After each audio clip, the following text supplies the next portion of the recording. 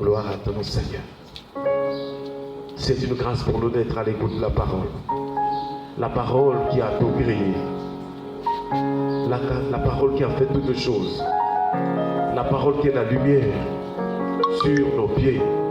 Et c'est cette lumière qui nous conduit au Père.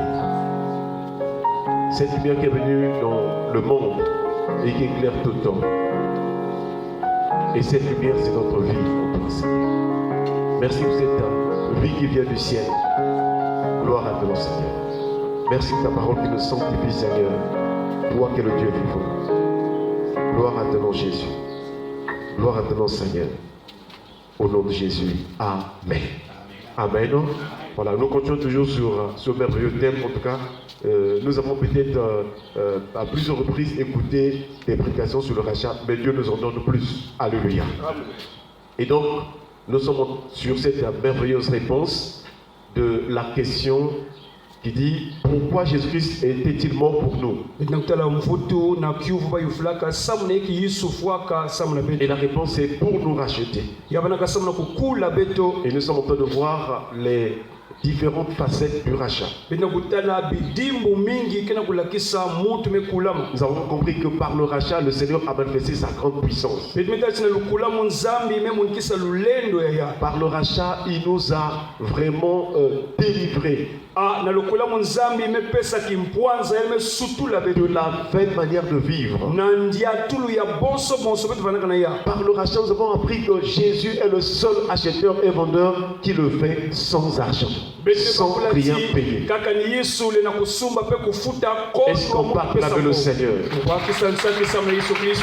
Et ce matin, nous voyons encore un autre aspect du rachat. Nous repartons donc dans la loi de Moïse. Israël était déjà dans le désert. Après la sortie de l'Égypte, Dieu va parler au peuple. Et le livre de Lévitique, c'est un livre consacré au culte. C'est un livre qui nous enseigne comment s'approcher de Dieu et comment le servir.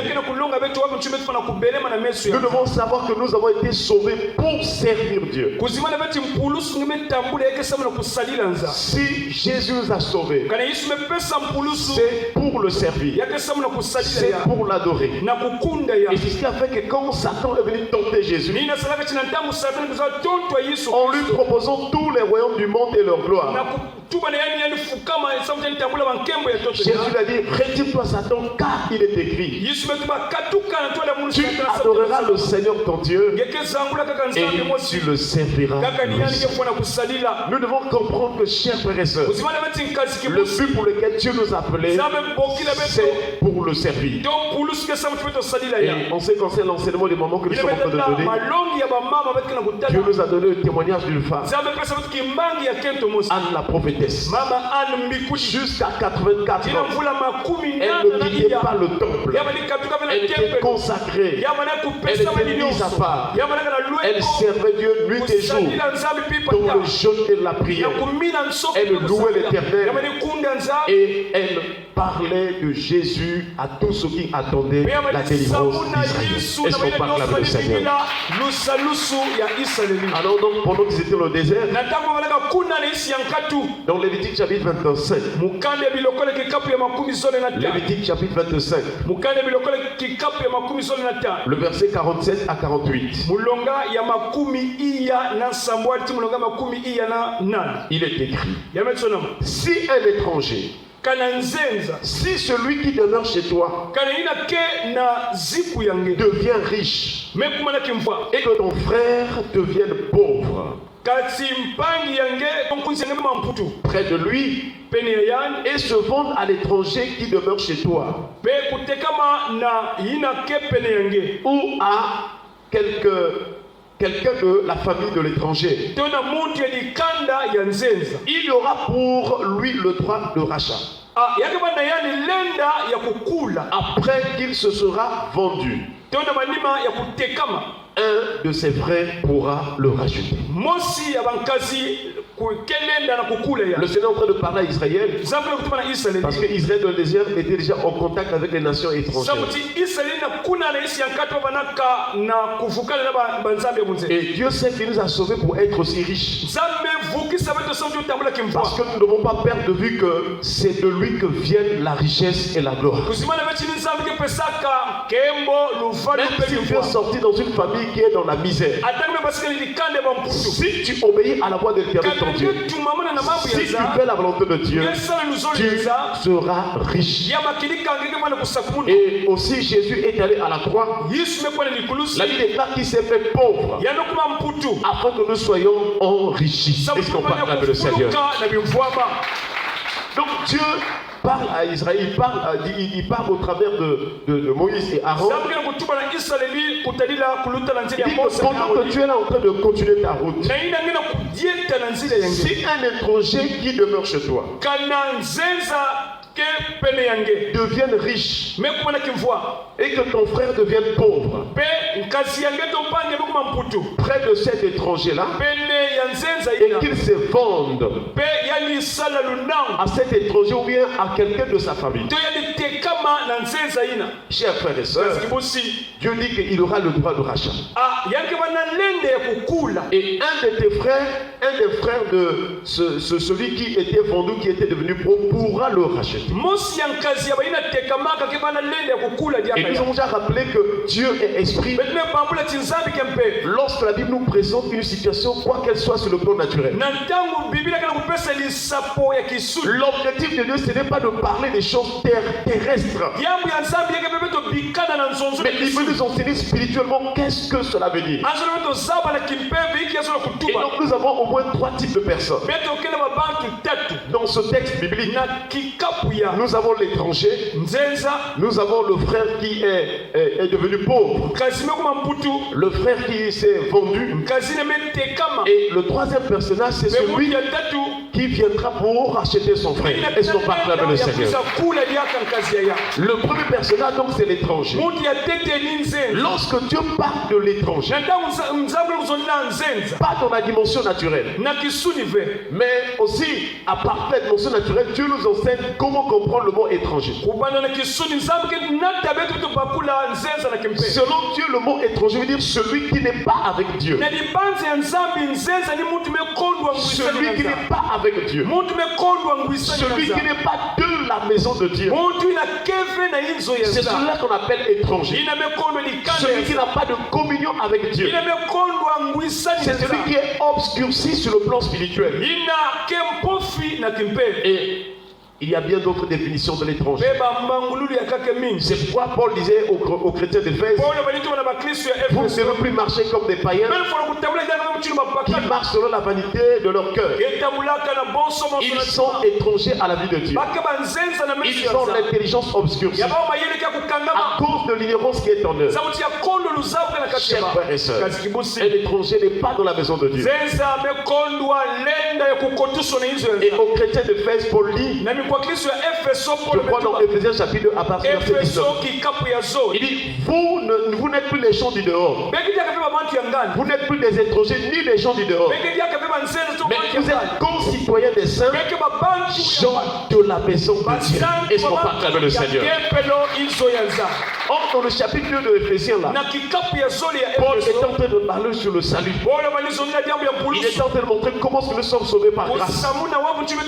Et après, il nous rappelle que nous ne sommes plus les gens du dehors. Lorsqu'une personne est sauvée, elle est maintenant cette personne de la maison. Et le Seigneur aussi, parlant du salut, il dit, vous connaîtrez la vérité vous affranchira. Comme les Juifs lui ont dit, nous ne sommes esclaves de personne. Jésus leur rappelle que quiconque se livre au péché est esclave du péché. Et le Seigneur Jésus dit, l'esclave ne demeure pas toujours dans la maison. Le Fils, il demeure toujours. Et nous voyons donc que si aujourd'hui les hommes ne sont plus en parfaite communion avec Dieu, parce qu'assurément il y a un étranger péché. Il y a une créature qui s'était rebellée contre Dieu, qui était sortie de la présence de Dieu. J'allais dire qui était chassée de la présence de Dieu. Une créature qui n'est plus en communion avec Dieu. C'est donc la personne de Satan. C'est lui le plus grand étranger. C'est lui le plus grand ennemi. C'est lui le plus grand adversaire. Et il travaille nuit et jour pour essayer d'écarter les hommes loin de la face du Seigneur. C'est lui l'image de cet étranger. Et il vient toujours autour de nous. Il demeure presque avec nous. Il rôde pour chercher qui va déroger. Chers frères et sœurs, le premier personnage, c'est donc l'image aussi de Satan. Cet étranger qui vient toujours faire le contraire de la volonté de Dieu. Dans la parabole de l'ivraie et du blé, la Bible déclare un homme sémant de la bonne sémence de fonction. La nuit, pendant que les gens dormaient, l'ennemi vint et il séma de l'ivraie. Chers frères et sœurs, nous devons doubler de vigilance parce que l'ennemi vient pour écarter la volonté du Seigneur. Malheureusement pour Adam et Ève, Dieu les a créés un cadre, le jardin où il y avait les délices, où il y avait la paix et la joie. Mais quelques temps après, l'ennemi est rentré et ce qui s'en est suivi, c'est la pauvreté. La pauvreté est venue, la misère, la malédiction, la souffrance.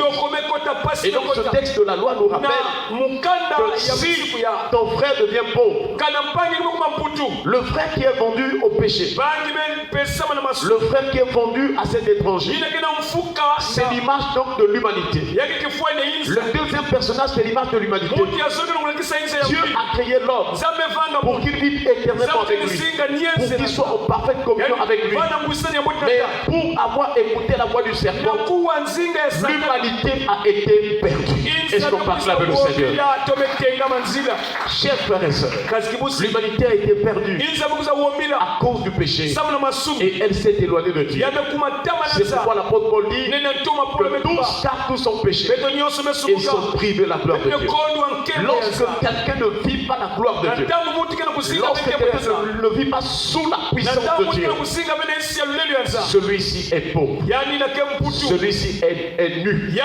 Lorsqu'une personne aussi vit dans l'orgueil, alors elle est aussi étrangère. Chers frères et sœurs, c'est pourquoi l'église, je crois, l'église de Laodicée, si j'ai bonne mémoire, ou l'église de Laodicée, je pense, qui se disait être riche. Alors tu dis que pendant que tu crois que tu es riche, en fait tu es pauvre, tu es nu. Chers frères et sœurs, est-ce que l'étranger, le Satan a détruit ta vie ou t'a écarté la voie du Seigneur? La majorité des situations, des souffrances que les gens vivent viennent de la puissance de cet étranger. Mais la bonne nouvelle, dans ce passage, il y a un troisième personnage. C'est celui qui venait pour racheter. Et nous croyons que c'est l'image de la personne de Jésus-Christ de Nazareth. Est-ce qu'on parle avec le Seigneur? Chers frères et sœurs, dans Hébreux chapitre 2, le verset 11, il est écrit: car celui qui sanctifie et ceux qui sont sanctifiés sont tous issus d'un seul. C'est pourquoi il n'a pas honte de les appeler frères. Est-ce qu'on parle avec le Seigneur? Celui qui sanctifie et ceux qui sont sanctifiés sont tous issus d'un seul. Alors ce texte montre que Jésus, c'est lui qui sanctifie. C'est lui la parole. C'est grâce à sa venue. C'est grâce à cette vérité, la parole, que nous pouvons discerner, faire la distinction entre ce qui est sûr, ce qui est impur, de ce qui est saint. C'est grâce à Jésus qui est la parole. Et dans Jean chapitre 17, verset 17, le Seigneur fait la prière. Il dit: Père, sanctifie-les par ta parole, car ta parole est la vérité. Chers frères et sœurs, c'est Jésus qui nous sanctifie. Et Et lui, Jésus-Christ sanctifie. Et nous qui recevons la sanctification, alors nous sommes tous issus d'un seul. Lorsque Jésus sanctifie une personne, celle-ci rentre dans la famille de Dieu. Et nous avons tous un seul. Et donc la venue du Seigneur, Jésus-Christ a accepté de s'identifier à nous comme un frère. Mais nous devons savoir que c'est dans son sacerdoce terrestre. Donc j'allais dire que dans son ministère terrestre, lorsqu'il s'est dépouillé, lorsqu'il s'est abaissé, c'est dans ces conditions de mort à la croix pour notre salut que Jésus s'est identifié à nos frères. Son ministère terrestre était venu pour nous annoncer le Père. Et c'est pourquoi il parlait que du Père. Il parlait du Père. Mais lorsque nous parlons présentement, il a fini cette mission terrestre. Il était mort à la croix. Il était enseveli. Le troisième jour, il est ressuscité. Alors, après la résurrection, il était revêtu de gloire.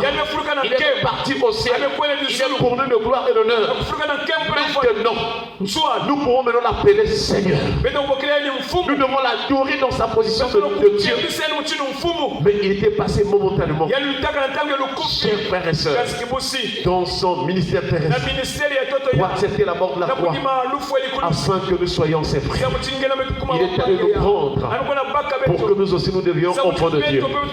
C'est pourquoi le Seigneur dit dans sa parole à tous ceux qui l'ont reçu, à tous ceux qui croient en son nom, elle a donné le pouvoir de devenir enfants de Dieu.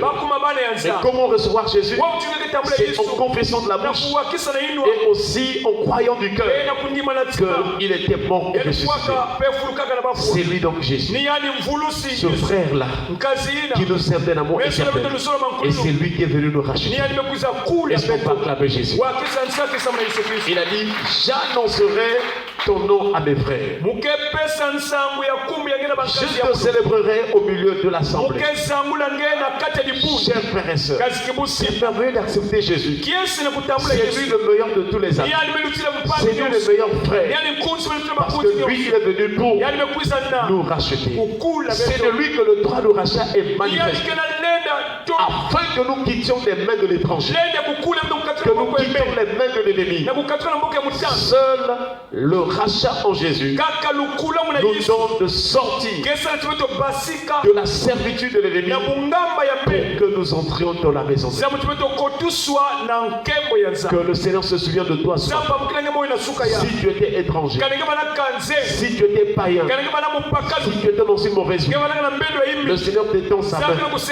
Le Seigneur t'appelle parce qu'il t'aime et il veut te sortir de la puissance de l'ennemi afin que tu deviennes membre de la famille de Dieu.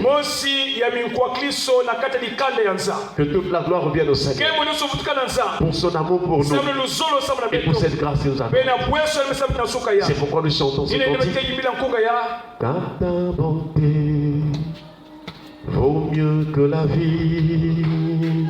Car ta bonté vaut mieux que la vie. Mes lèvres célèbrent tes louanges. Car ta bonté vaut mieux que la vie. J'annoncerai ton nom à mes frères. J'annoncerai ton nom à mes sœurs.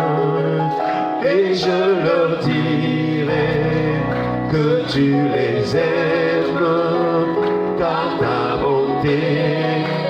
Est-ce qu'on peut chanter? Oui, j'annoncerai ton nom à mes frères. J'annoncerai ton nom à mes sœurs.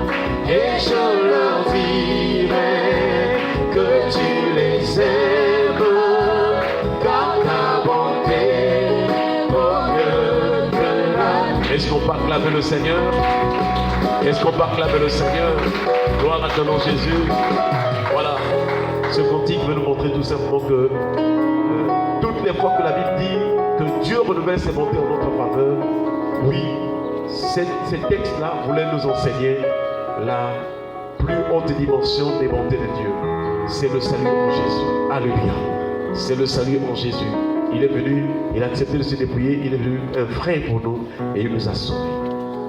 Que le Seigneur tire toute la gloire et que nous aussi nous comprenions combien Jésus nous aime chaque jour de notre vie, que nous puissions l'élever, l'adorer. Amen. Qui a été délivré ce matin? Alléluia. Le rachat, c'est quelque chose de très